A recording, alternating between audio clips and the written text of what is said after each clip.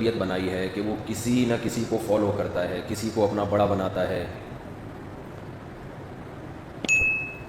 جن کے پاس حقیقی خدا نہیں ہے انہوں نے جھوٹوں کو خدا بنا لیا. جب ان کو صحیح خدا نظر نہیں آیا تو جو چیز نظر آئی انہوں نے اس کو خدا بنا لیا.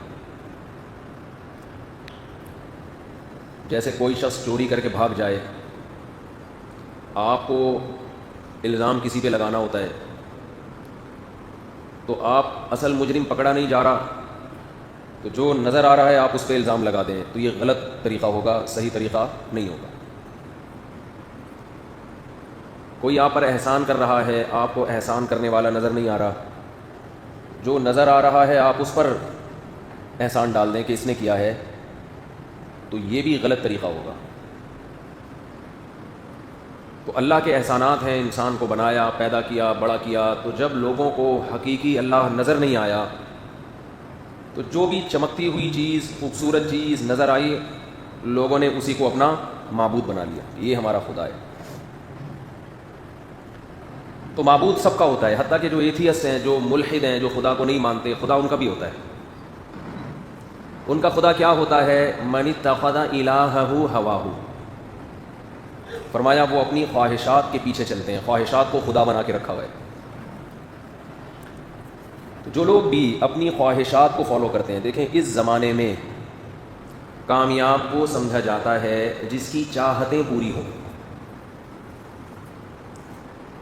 آپ کی چاہت تھی یہ ملے، وہ مل گیا، کامیاب ہو گئے. آپ کی چاہت تھی یہ ملے، نہیں ملا، اٹ از کالڈ ناکام. یہی ہے. گنجے کی چاہت ہوتی ہے سر پہ بال آ جائیں، آ گئے کامیاب، نہیں آئے بولو ناکام. بیمار کی چاہت ہوتی ہے شفا مل جائے، مل گئی کامیاب ہو گیا، نہ ملی بولو ناکام. پوری دنیا میں کامن ہے یہ مسئلہ. غریب کی چاہت ہوتی ہے پیسہ آ جائے، آ گیا ساری دنیا کو انٹرویو دیتا پھرے گا، دوستوں میں بھرم مارے گا، بھائی میں تو سائیکل پہ گھومتا تھا، میں نے یہ کیا تو میں نے یہ کیا، میں نے یوں کیا پھر میں نے یوں کیا. سکسیس اس طرح سے حاصل ہوتی ہے. انگلش بھی مارے گا، اردو میں بھی سمجھائے گا، پنجابی میں بھی سمجھائے گا. بہت آگے نکل گیا تو انٹرویوز ہوں گے ٹیلی ویژن پہ کہ آپ نے یہ کیسے اتنا پیسہ کمایا، اتنا آگے آپ کیسے گئے، لوگوں کو بتاتا پھرے گا. تو غریب کی چاہت کیا ہے؟ پیسہ آ جائے. تو کامیاب غریب وہ ہے جس کی یہ چاہت نہ پوری ہو، یا وہ ہے جس کی یہ چاہت پوری ہو جائے؟ پوری ہو جائے. کیا خیال ہے؟ کنوارے کی چاہت کیا ہے؟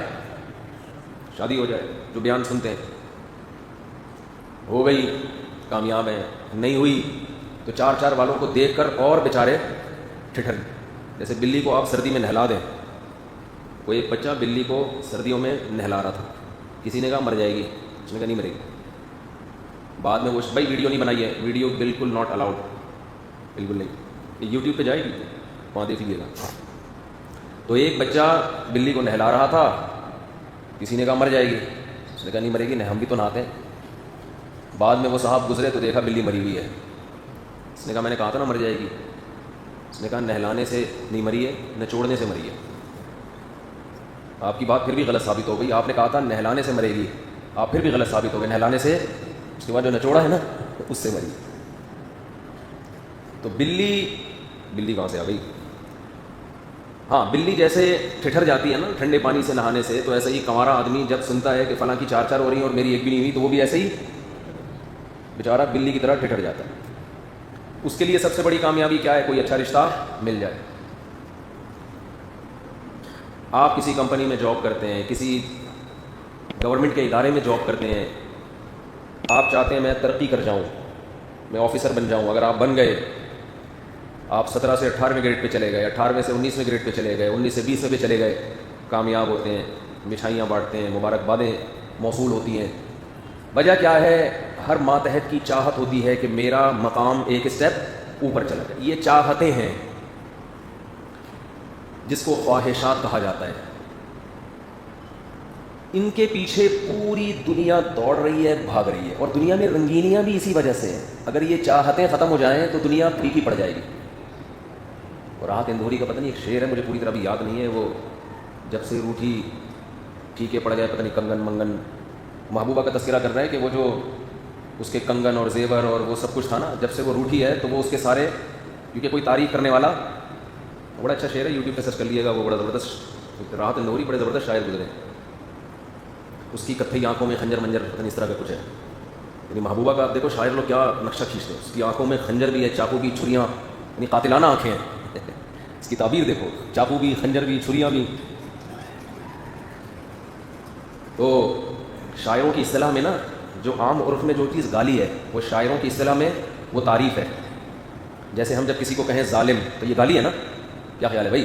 ہم کسی کو کہیں قاتل تو یہ گالی ہے نا، لیکن شاعر جب اپنی محبوبہ کو ظالم کہتا ہے تو وہ برائی نہیں کر رہا بلکہ اس کی تعریف کر رہا ہے، کیونکہ محبوب ظالم ہی اچھا لگتا ہے، اس میں استغنا ہوتا ہے، تھوڑا سا لفٹ نہیں کرا رہا، ظلم کر رہا ہے۔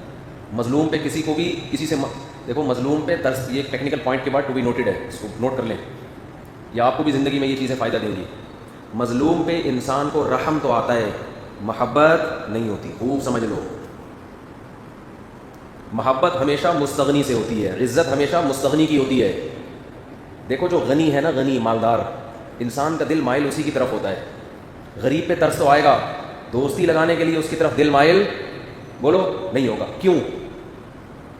اس لیے کہ جس کے پاس پیسہ ہے نا تو لوگ سمجھتے ہیں اس کو میری ضرورت نہیں ہے، اس کے اندر غنا ہے، غنا کا مطلب اس کو میری ضرورت نہیں ہے، یہ چیز انسان کو مائل کرتی ہے اس کی طرف۔ اور جس کے پاس پیسہ نہیں ہے تو آدمی سمجھتا ہے یہ میرا محتاج ہو سکتا ہے۔ محتاجی کا عنصر جہاں آ گیا وہاں انسان کے دل سے اس کی عظمت نکل گئی۔ اللہ جب اپنا انٹروڈکشن کرواتا ہے نا کہ میرے بندے مجھ سے محبت کریں، تو کیا اللہ اپنی معاذ اللہ مظلومیت بیان کرتا ہے بھائی؟ میرے پاس کچھ بھی، معاذ اللہ نقل کفر، کچھ بھی نہیں ہے، میں تو اس کائنات کا مالک رہا ہی نہیں، سب تو تم نے قبضہ کر لیا ہے۔ نا نا نا نا نا، اللہ جب اپنا تعارف کرواتا ہے، اللہ الصمد، بے نیاز، کسی کی ضرورت اس کو نہیں ہے۔ لہو ما فی السماوات، جو کچھ آسمانوں میں ہے ہمارا ہے، جو کچھ زمین میں ہے ہمارا ہے، یہ تو ہم نے تمہیں بھیک میں دیا ہوا ہے، اصل تو ہم ہیں۔ اللہ بتاتا ہے میں دولت والا ہوں، وَلِلَّهِ خَزَائِنُ السَّمَاوَاتِ وَالْأَرْضِ، آسمانوں اور زمین کے خزانے میرے ہیں۔ تو اللہ اپنا بینک بیلنس بتا رہا ہے نا، بہت دولت والا ہوں۔ اس سے پتہ یہ چلتا ہے کہ اگر آپ اپنی عظمت دوسرے کے دل میں بٹھانا چاہتے ہو تو اپنی محتاجیاں اس کے سامنے پیش نہ کرو۔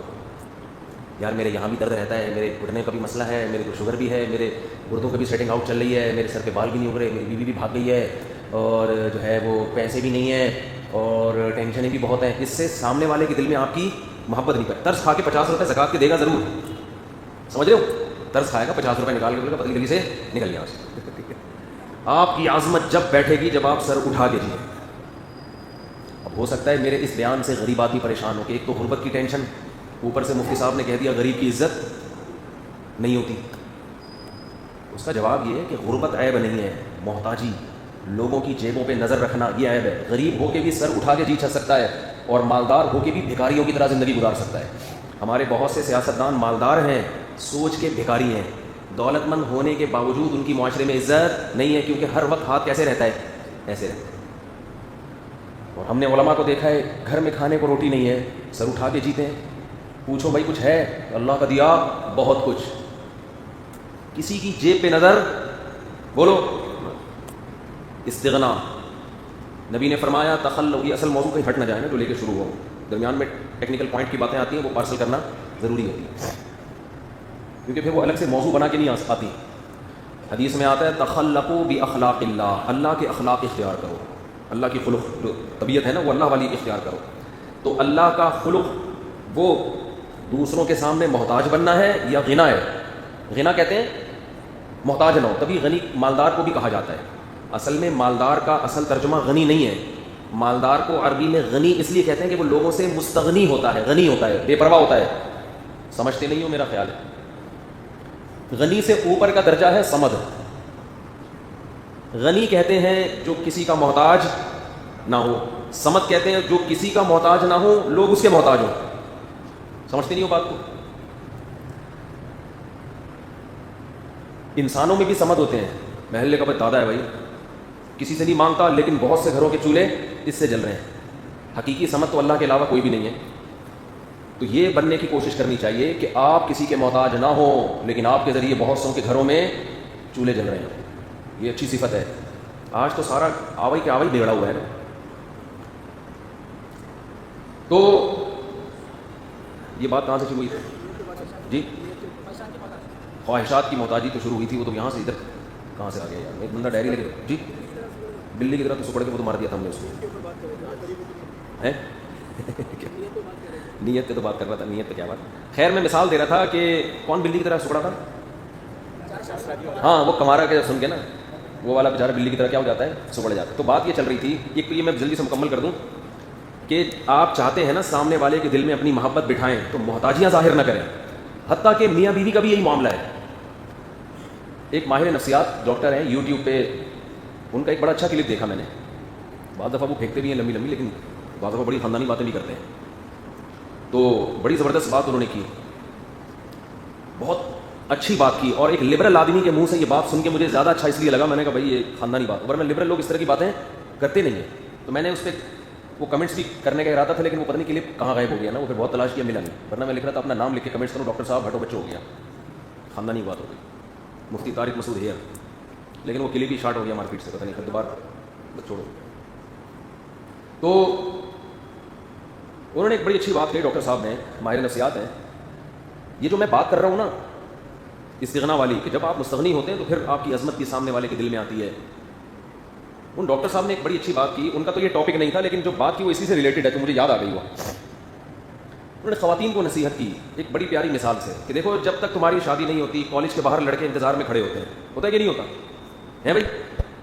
کالج کے باہر لڑکے انتظار میں, لڑکے ہی کھڑے ہوتے ہیں, لڑکیاں کبھی بوائز کالج کے باہر نہیں کھڑی ہوتی. کبھی ایسا دیکھا کہ بوائز کالج اور لڑکیاں باہر انتظار میں, اگر اتنا خوش قسمت کالج کوئی ہو تو سارے لڑکے وہیں چلے جائیں پھر کہ بھائی یہ ساری گرلز انتظار میں کھڑی ہیں. الٹا معاملہ ہوتا ہے, گرلز کالج کے باہر کون کھڑا ہوتا ہے؟ لڑکے. لڑکیوں کے پیچھے کون بھاگتے ہیں؟ ہر نر مادہ کے پیچھے بھاگتے ہیں. جانوروں میں بھی ہے یہ, اس کے برعکس بہت کم ہوتا ہے, بہت ہی کم, لیکن جانوروں میں بھی یہ ہے کہ نر ہمیشہ مادہ کے پیچھے. ڈاکٹر صاحب نے بڑی خاندانی بات کی کہ یہ کیا وجہ ہے کہ جو آدمی آپ کے پیچھے بھاگتا تھا رشتے تلاش کرنے کے لیے, ابا کے ریکویسٹ کر رہا ہے, پھر جو ہے وہ استخارے نکال رہا ہے, اور یہ میری اپنی تعبیرات ہیں, جب شادی ہو جاتی ہے تو پھر بیوی شوہر کے پیچھے بھاگتی ہے ساری زندگی. کیا خیال ہے بھائی؟ تھوڑے دن تک تو معاملہ سیٹ رہتا ہے, اس کے بعد کیا ہوتا ہے؟ بیگم صاحبہ ہمیشہ یہ ٹائم نہیں دے رہے, یہ آ نہیں رہا. پہلے کالج کے باہر 3 گھنٹے کھڑا رہتا تھا. ایک دن میں نے نمبر دے دیا تھا تو خوشی سے بے ہوش ہو گیا تھا. ایسا ہی ہو رہا ہوتا ہے نا. ہم کوئی بھی کالی کلوٹی, کوئی بھی لڑکی کسی بندے کو نمبر دے کے چلی جائے نا, وہ لڈو تو پھوٹتے ہیں اس کے دل میں. رفیع بھائی بھی کہہ رہے ہیں ہاں, جوان آدمی ہے ظاہر, تو یہ تعریف کر رہا ہوں آپ کی. تو اب ہوتا کیا ہے, نکاح کے بعد تھوڑے دن تک تو یہ سیٹ اپ چلتا ہے, اس کے بعد معاملہ کیا ہو جاتا ہے بالکل الٹ.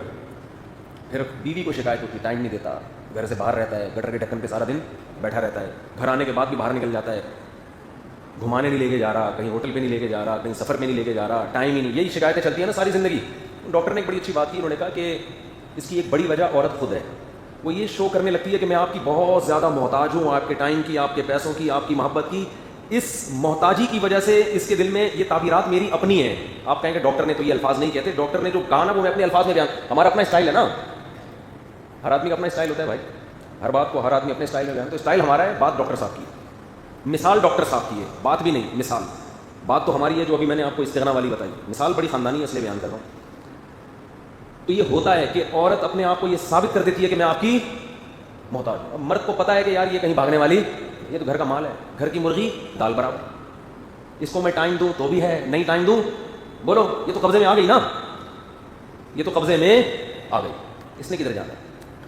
اب میں اپنی مثال دے رہا ہوں آپ کو, اپنی سے مراد جو ہم لوگوں سے سنتے ہیں, یہ ڈاکٹر کی نہیں ہے. یہی وجہ ہے کہ جب ڈیورس ہوتی ہے تو جتنا مرد تڑپتا ہے اتنی عورت نہیں تڑپتی. یہ میں نے دیکھا ہے, لوگ طلاق تو دے دیتے ہیں مردوں میں, اس کے بعد زیادہ تر مردوں کو ہم نے ڈپریشن میں جاتے ہوئے دیکھا ہے. وجہ کیا ہے کہ وہ جو گھر کی مرغی دال برابر تھی نا, جب اپنے ہاتھ سے نکل گئی اب وہ گھر کی مرغی رہی نہیں, اس کی ویلیو دوبارہ بحال ہو جاتی ہے. تبھی اکثر دیکھا ہے 99% طلاقیں دے کے روتے زیادہ مرد ہی ہیں. یہ تو صبح شام یہاں کیسز ہو رہے ہوتے ہیں, یار دے دی یار, اس وقت تو بالکل سمجھ میں آ رہا تھا, دماغ خراب ہو گیا, 6 مہینے بعد رونا شروع کرتا ہے, کبھی 8 مہینے بعد, پاگل ہو جاتے ہیں. اکثر تو مکر جاتے ہیں طلاقیں دے کے. اب یہ کیس آیا پنڈی سے, خاتون نے کہا میرے میاں نے 3 طلاقیں طبیعت سے تسلی سے دی ہیں, اور پھر دینے کے بعد بوکھلا گئے. اگلے دن دماغ سیٹ ہوا تو اہل حدیث سے فتویٰ لے آئے کہ 1 ہوتی ہے. میں تو پھر بتا دیتا ہوں سیدھے طریقے سے. میں نے اس خاتون سے کہا زنا کے علاوہ کچھ بھی حاصل نہیں ہوگا, 3 دے دیے ختم. اب بیچاری کا پورا خاندان بائیکاٹ کر رہا ہے, ماں باپ کہہ رہے ہیں گھر میں آنے کی اجازت نہیں ہے کہ جب فتویٰ لے آیا تو کیوں. میں نے کہا وہ فتویٰ کالعدم ہے. نبی کا فتویٰ بھی ہے, 3 ہوتی ہیں, صحابہ کا بھی, 4 اماموں کا بھی, قرآن کا بھی, سب کا یہی فتویٰ ہے. پتہ نہیں کہاں سے نکالا ان لوگوں نے. تو اس خاتون میں اللہ کا خوف, اس نے پھر دارالعلوم کرنگی سے فتویٰ لیا, اور بھی دیگر اداروں سے, سب نے دیا کہ بھائی حرام ہو گئی. تو میں نے ان سے کہا کہ ان میں سے کسی کی بات نہ ماننا. کہہ رہی شوہر چھوڑ نہیں رہا, پھڈا ہو جائے گا, لڑائی ہو جائے گی, جھگڑا ہو جائے گا. تو میں نے کہا کہ اس فتوے کی بیس پہ آپ عدالت سے کھلا لے لیں. عدالت کا کھلا تو اکثر کالعدم ہوتا ہے, لیکن آپ کے پاس ایک بیس ہے اس کی. اور پھر بھی اگر گھر والے آپ کو مار پیٹ کے وہاں بھیج رہے ہیں شوہر کے پاس, اور شوہر بھی نہیں چھوڑ رہا, تو کسی NGO سے رابطہ کریں, وہاں چلی جائیں. زنا سے بچنے کے لیے جو کچھ ممکن ہو وہ بولو فرض ہے. ہماری نظر میں اس اہل حدیث کے فتوے کی حیثیت 0 ہے, میں اختلاف ہے ہی نہیں, یہ بنایا گیا اختلاف. اہل حدیث حضرات کو یہ بات سن کے بہت تکلیف ہوتی ہے, بہت غصہ کرتے ہیں, تو آ جائیں بیٹھ کے میں بات کریں, میں اس پہ آپ سے بات کرنے کے لیے تیار ہوں. کیونکہ بڑا عالم ہے ان کا, کچھ بھی نہیں ہے, ایسا ہی ہے. تو کل پھر اس خاتون کا فون آیا کہ میں نے بڑی ہمت کی ہے, حالانکہ وہ خود بھی شوہر کے ساتھ رہنا چاہتی ہے, اس کو شوہر سے نفرت نہیں ہے, لیکن شریعت کی حدود. حضرت خولہ بنت ثعلبہ رضی اللہ تعالی عنہ 28ویں پارے کی پہلی آیتیں, ان کے شوہر نے کہہ دیا تھا کہ انت علیہ کظہر امی. عرب سمجھتے تھے کہ ان الفاظ سے طلاق ہو جاتی ہے. کیسے نبی کے پاس بار بار روتی نہیں آئیں, وہ تو شوہر کے پاس رہنا چاہتی تھی کہ میرے بچے ہیں, لیکن نبی سے پوچھ رہی ہے کہ یا رسول اللہ آپ بتائیں حلال ہو یا حرام. آپ نے فرمایا میں گنجائش نہیں پاتا. پھر قرآن سے آیتیں نازل ہوئی کہ ان الفاظ سے طلاق واقع نہیں ہوتی. تو عورت اگر شوہر کے پاس رہنا چاہتی ہے, شوہر رکھنا چاہتا ہے, اس سے میاں بیوی حلال نہیں ہوتے. جب طلاق کے الفاظ زبان سے نکل گئے تو ہمیں یا تو آسمان سے وحی کا انتظار کریں, اور وہ اب نازل نہیں ہو سکتی. تو جو وحی نازل ہو چکی ہے اس میں اللہ نے صاف طور پہ فرما دیا کہ تیسری طلاق کے بعد عورت شوہر کے لیے حلال نہیں ہے. اللہ نے کوئی فرق نہیں کیا کہ فوراً دی ہو یا 6 مہینے بعد دی ہو, ہم بستری سے پہلے دی ہو یا ہم بستری کے بعد دی ہو. اللہ نے یہ فرق نہیں کیا اس میں. تو لوگ کہتے ہیں دونوں چاہ رہے ہیں, میاں بیوی کی خواہش ہے, چاہ رہے ہیں. اسلام تو جوڑ چاہتا ہے, اسلام جوڑ چاہتا ہے, لیکن اس کا ایک طریقہ ہے. وہ جوڑ یہ ہے کہ اسلام طلاق پر پابندی لگاتا ہے کہ اکٹھی دینے کی آپ کو اجازت نہیں ہے. اس طرح سے جوڑ چاہتا ہے, دینے کے بعد جوڑ نہیں چاہتا. دینے کے بعد تو سزا دینا چاہتا ہے مرد کو کہ اب یہ تمہارے ہاتھ سے نکل گئی, اب نہیں واپس لا سکتے تم اس کو, دی کیوں تم نے. خیر یہ موضوع تو میں کئی بار, کیونکہ اہم موضوع ہے اور اس کی کثرت بہت ہو رہی ہے, اس لیے میں بار بار چھیڑتا ہوں اس کو. دیکھو جو اصلاح چاہے گا نا معاشرے کی, وہ ایک موضوع کو بار بار ریپیٹ کرے گا. اور جو چاہتا ہے کہ جیسے لیکچرار بیٹھ کے ایم اے اسلامیات کی تیاری کراتے ہیں, وہ جب یونیورسٹی میں ایک لیکچر ایک دفعہ دے دیا, پورے سال اس کو ریپیٹ بولو نہیں کریں گے. آپ ہمارے بیان کو کسی اسلامی یونیورسٹی کے لیکچرار کی طرح نہ سنا کریں کہ پچھلے ہفتے بھی مفتی صاحب نے یہ بات بولی تھی تو اگلے ہفتے کیوں بول دی. میں کوئی ایم اے اسلامیات کی تیاری تھوڑی کروا رہا ہوں آپ کو. تو جب بھی کوئی شخص چاہے گا کہ معاشرے میں ایک برائی ختم ہو, تو جو برائی ہے اس پہ رد بار بار کیا جائے گا. قرآن الحمد سے لے کے والناس تک نصیحت ہے, اور نصیحت میں موضوع کو بار بار ریپیٹ کیا جاتا ہے, اس لیے قرآن ایک موضوع کو بار بار ریپیٹ کرتا ہے.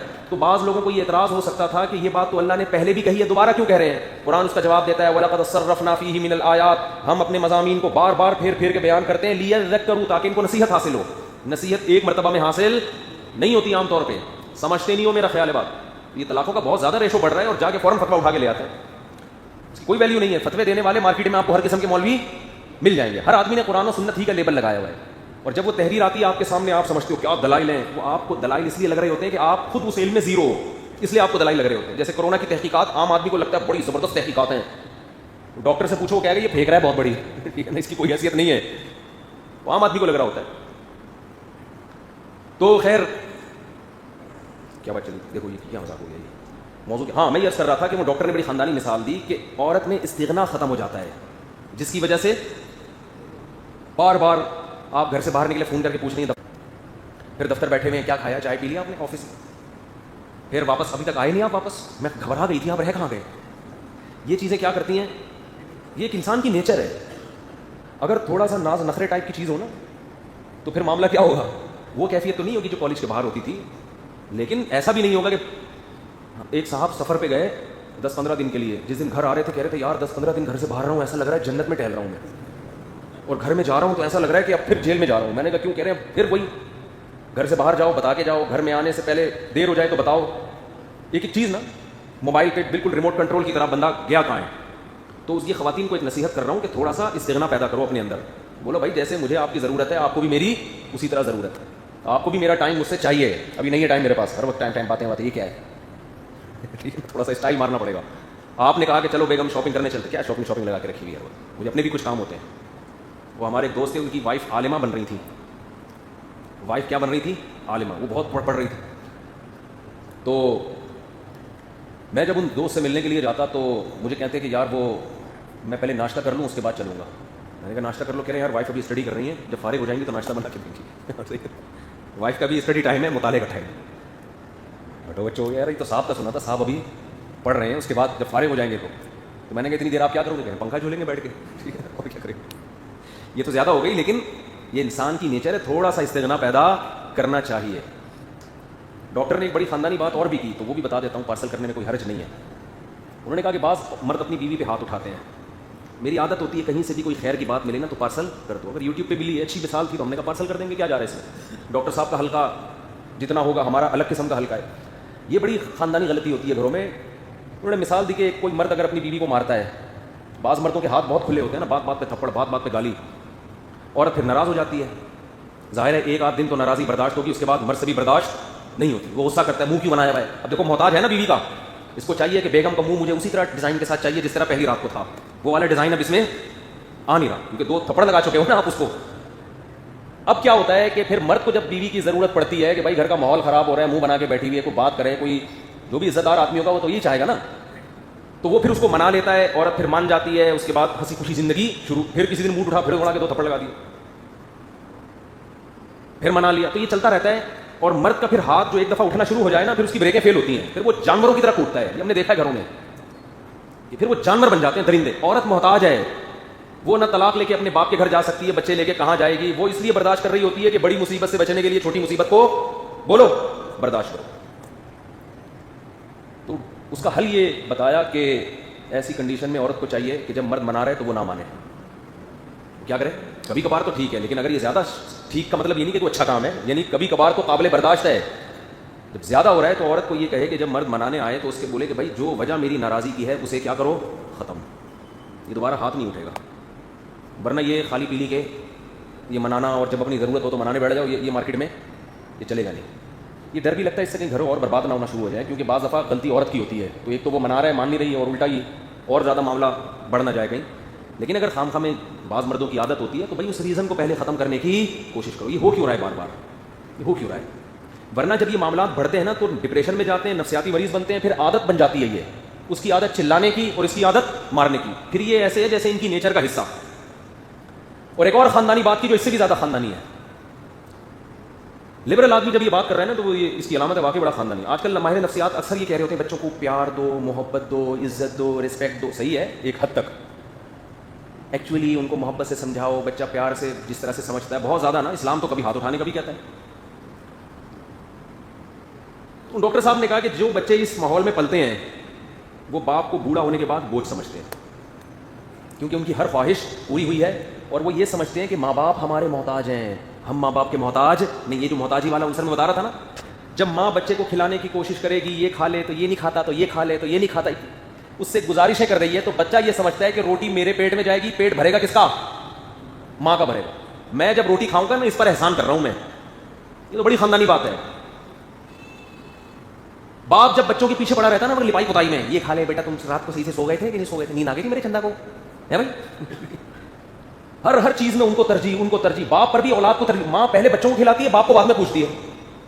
بچے کھا لیں, زیادہ فکر ہے, میرا میاں کھا لے. یہ ڈاکٹر کے الفاظ نہیں, تو میں پھر شرح لکھ رہا ہوں نا اس کی. ابا گئے تیل لینے. اس کا نتیجہ یہ نکلتا ہے کہ بچہ یہ سمجھتا ہے کہ یہ میرے بچے ہیں, میں ان کا بچہ نہیں ہوں, اور یہ جو ہے نا بوڑھا, میں اس کا باپ ہوں, یہ میرا باپ نہیں ہے.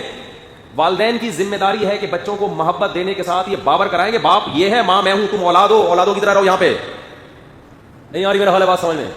میرے پاس جب یورپ امریکہ سے لوگ آتے ہیں نا, سب کی بات نہیں کر رہا بھائی, جو بیان سن رہے ہیں ان کے علاوہ کی, تو جو بچہ جب باپ کے ساتھ بیٹھا ہوا ہوتا ہے تو مجھے لگ رہا ہوتا ہے یہ باپ ہے, اور یہ باپ جو ہے یہ کیا ہے, بچہ ہے.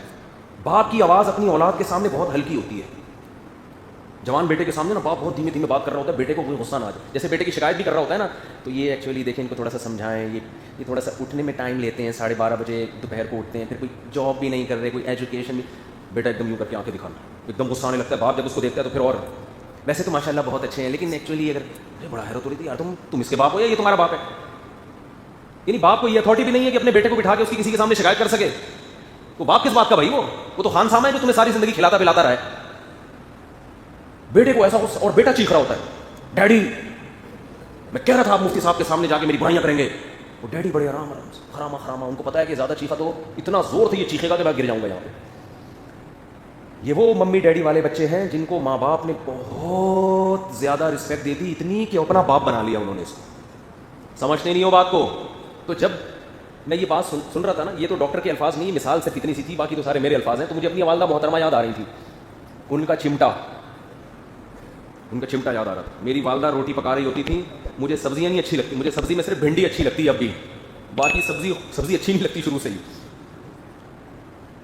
بس کوئی مزاج کچھ اس ٹائپ کا تھا. اور ہماری والدہ بھی سہارنپور کی تھیں, تو انڈین کھانے, آلو کی بھجیا, کھنڈیاں, بڑیاں, وہ ہمیں ویسے ہی نہیں اچھی لگتی تھیں, کھنڈیاں اور بڑیاں. آج کیا پکایا, بڑیاں پکی ہیں. میں اماں کیا پکا دیا یار, بڑیاں پکا دی ہیں.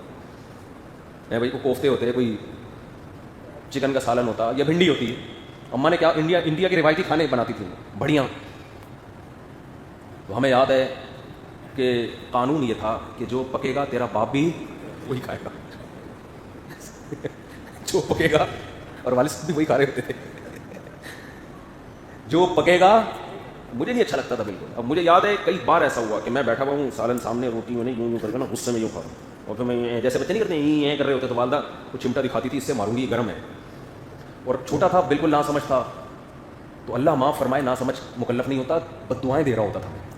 وہ تو بہت چھوٹا تھا نا, بد دعا لگتی نہیں ہے, اور اب تو ہنستے ہیں ان بد دعاؤں پہ. پتہ نہیں یہ کس طرح کی ماں مل گئی ہم کو, کس طرح کی اماں مل گئی ہے. ناشتہ ہماری والدہ کی مرضی کا ہوتا تھا, پراٹھا کھانا پڑے گا. اس کا فائدہ کیا ہوا, پیٹ اتنا مضبوط ہو گیا, اب ربڑ کے پراٹھے بھی, بولو, برگر پیزے نہیں کھلائے. ویسے اس دور میں زیادہ برگر پیزوں کا رواج بھی نہیں تھا. روٹی کھائیے, روٹی, اب روٹی کے بغیر تسلی نہیں ہوتی. تو محبت ان چیزوں میں دو جس میں واقعی محبت بنتی ہے. بچہ اگر آپ کی مرضی کا نہیں کھا رہا, اپنی مرضی کا کھا رہا ہے, اس کا مطلب باپ وہ ہے, آپ کیا ہو اس گھر میں, اولاد ہو. ٹھیک ہے, کبھی کبھار تو اس کی مرضی بھی ہونی چاہیے. اگر بچہ نفس پرست ہوتا ہے, اور ڈاکٹر صاحب کے الفاظ بتا رہا ہوں, بڑے خاندانی الفاظ, جتنا لمبا تو ڈاکٹر صاحب نے بیان نہیں کیا, 2-4 منٹ کا تھا, ہم نے اس کو کھینچ دیا ہے, کہ بچے کی طبیعت میں شکر گزاری نہیں ہوتی, نہ سمجھ ہے. بچہ احسان فراموش ہوتا ہے, نہ سمجھ ہے. اگر آپ نے بچوں پر احسانات کرنا شروع کر دی, اپنی ویلیو ختم کر دی, تو یہ مت سمجھیں کہ بچہ یہ سمجھے گا میرا باپ اتنا اچھا. اس کی مینٹل لیول یہاں تک نہیں ہے. پھر جس دن آپ نے نہیں دیا تو وہ کہے گا میرا باپ بڑا ظالم ہے. آپ روزانہ بچے کو 100 روپے پکڑاتے ہو جیب خرچی میں, 2-4 دن تو اچھا لگے گا اس کو, اس کے بعد سمجھے گا یہ میرا حق ہے. جس دن نہیں دیے اس دن کہے گا میرا باپ ظالم ہے, مجھے میرا حق نہیں دے رہا. وہ سمجھتے ہو؟ تو میں نہیں کہہ رہا کہ سختیاں کرنا شروع کر دیں, پیٹنا شروع کر دیں, اعتدال سے, تمیز سے, عزت بھی دیں, لیکن اس کو یہ باور کرائیں کہ باپ کون ہے, میں ہوں. اور اپنی بیگم کو بھی بتا دیں کہ بیگم جب کھانا لگایا کرو تو پہلے بچوں کے باپ کو پوچھا کرو, اس کے بعد بچوں کی تربیت کے لیے, تاکہ بچوں کو یہ احساس ہو کہ پہلے والد محترم کھانا کھائیں گے, اس کے بعد آپ ساتھ بھی بیٹھ کے اگر کھا رہے ہیں تو پہلے ابا شروع کریں گے. ابا پہلے کوفتے نکالیں گے یا کھنڈیاں یا بڑیاں نکالیں گے اپنی پلیٹ میں. اس کے بعد اگر بچوں نے پہلے شروع کر دیا تو ماں کو چاہیے بچوں کو سمجھائیں, بیٹا ابو سے پہلے نہیں کھاتے, بے ادبی ہوتی ہے. بڑوں کی کیا ہوتی ہے, بولتے کیوں نہیں, بے ادبی. اور ابا کو چاہیے کہ وہ بچوں کو ادب سکھائے, بیٹا امی پہلے نکالیں گے اس کے بعد آپ کھاؤ. لیکن اماں آپ تو ابھی بیچاری کچن میں ہوتی ہے, وہ تو کھلا رہی ہوتی ہے کہ کھا لو. اللہ نے اماں کو الگ ہی شان دی ہے. کیسی اللہ نے ماں کو بنایا یار, 20-30 سال روٹیاں پکا کے کھلاتی رہتی ہے, تھکتی نہیں ہے, کبھی 5 روپے کا مطالبہ نہیں کرتی کہ میں نے اتنے سال خدمت کی ہے. اتنا بڑا رشتہ ہے اللہ نے ماں کا بنایا ہے. اتنا آپ کو زندگی میں کسی نے پکا کے نہیں کھلایا ہوگا جتنا آپ کی ماں کھلاتی ہے. لیکن اسی ماں کے ساتھ کیا بدسلوکی کرتی ہیں بیٹیاں, تھوڑی سی اونچ نیچ ہو جائے کیسی زبان درازیاں ہوتی ہیں. تو استغنا اللہ نے انسان کی فطرت میں ایک ایسی چیز رکھی ہے کہ جب آپ میں استغنا ہوگا تو آپ کی عزت بھی ہوگی. بچوں کے سامنے بھی استغنا, بیوی کے سامنے بھی استغنا, اور بیوی استغنا برتے شوہر کے سامنے. اور یاد رکھو استغنا میں اور تکبر میں ایک باریک لائن ہے. بعض دفعہ ہوتا تکبر ہے, اس کو لوگ استغنا سے تعبیر کر رہے ہیں, بعض دفعہ ہوتا استغنا ہے, اسے لوگ تکبر سمجھ رہے ہوتے ہیں. تو یہ باریک لائن سمجھنے کی ضرورت ہے. استغنا ہمیشہ اپنے چھوٹوں سے ہوتا ہے, اپنے اوپر والے لوگوں سے نہیں ہوتا, اور تکبر اوپر والے لوگوں سے ہوتا ہے, ماتحتوں سے نہیں ہوتا. کیا مطلب؟ آپ کے باپ نے آپ کو کچھ پیسے دیے کہ یہ لے بیٹا جیب خرچی کے لے لے, کیا یاد کرے گا, چل تیری شادی میں کرا رہا ہوں. آپ نے استغنا دکھایا, ابا آپ یہ رکھیں, مجھے کسی کے پیسوں کی ضرورت, میں الحمدللہ اپنے پاؤں پہ کھڑا ہوں. تو یہ تکبر ہے, یہ استغنا بولو نہیں. تو تیرا باپ ہے بھائی, وہ تجھے دے رہا ہے, ابا بڑی مہربانی, ہم تو ساری زندگی آپ کا کھایا ہم نے, ابھی آپ کا کھائیں گے ہم. ہاں باپ پہ رحم کرنے کے جذبے سے کہ ابا کو ضرورت ہے اور بیچارہ پتہ نہیں کہاں سے لے کے دے رہا ہے, وہ ایک الگ چیز ہے. لیکن نارملی یہ بڑے جب کوئی چیز دے رہا ہو تو دونوں ہاتھوں سے وصول کیا جاتا ہے. آپ کے محتاج ہیں ہم, ساری زندگی آپ کا کھایا ہے, تو اب بھی آپ کا کھائیں گے ہم. اور یہی چیز جب ماتحت سے ہو تو پھر کیا ہو جاتی ہے بھائی, بیٹا آپ کو پیسے دے رہا ہے, ابا یہ ذرا آپ کو گٹکے کی عادت ہے, یہ میری طرف سے. باپ کے بیٹا اللہ کا شکر ہے ہم تمہیں کھلاتے ہیں, اللہ نے ہمیں دیا ہے, ابھی کھائیں گے. اپنے گٹکے کی مثال تو غلط ہے, یہ تو بہت چھوٹا سا ہوتا ہے. کوئی بھی چیز, اکثر میں ایک واقعہ بتاتا ہوں نا, ہمارے حضرت کے بیٹے نے, ہمارے حضرت نے بڑی غربت میں وقت گزارا نا. میرے شیخ حضرت مفتی رشید احمد صاحب نے 60 سال تک بہت غربت میں وقت گزارا ہے. لوگ اکثر علماء کا ماضی نہیں دیکھتے, حال دیکھ رہے ہوتے ہیں,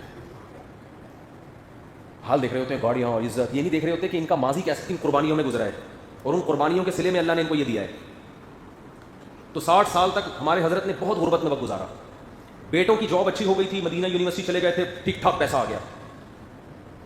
اللہ کی قدرت کی حضرت کے والد کی وراثت تقسیم ہوئی, زمینوں کا پیسہ آنا شروع ہو گیا, حضرت کو بھی اللہ نے دولت دے دی.